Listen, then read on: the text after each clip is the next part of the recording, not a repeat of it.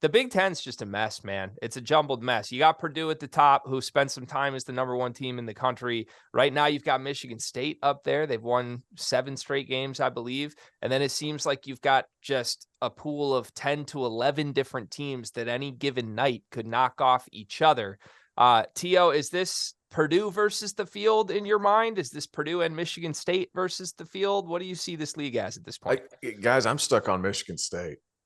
Like, I like that. If Joey Hauser's good, Joey Hauser, Michigan State is good Michigan State because he gives them an added element. I feel like, Tyson Walker, I feel like he's good. Hogarth's good. Like, I like the way they play. I enjoy watching an Izzo coach team.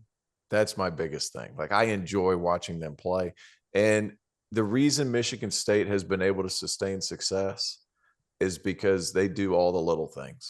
Even when they're not as talented as they typically are, like in some recent years, they still do all the little things that just at least put them in position to win.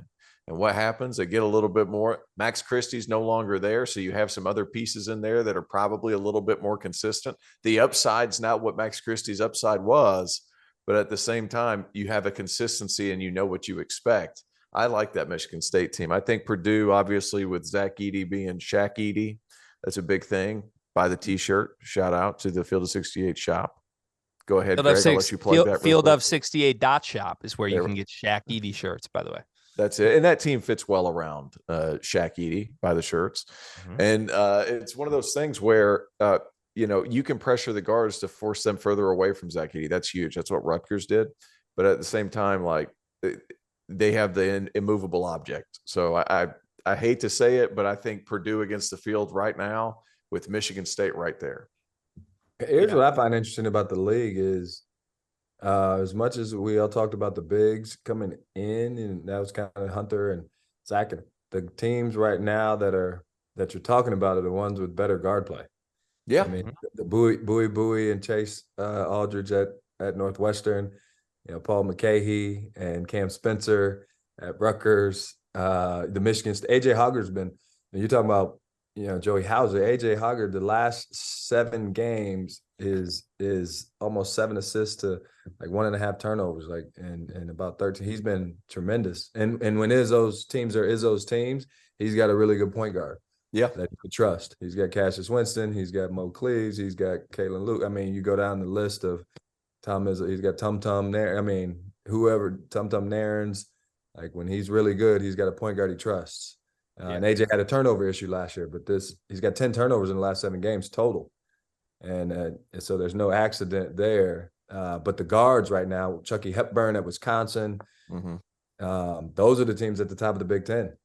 So if your guards aren't, and when you watch that Michigan game tonight, even it was, they struggled the zone. And then once they started face guarding Jet when they weren't in the zone, a guard that can make a play was kind of non-existent for them.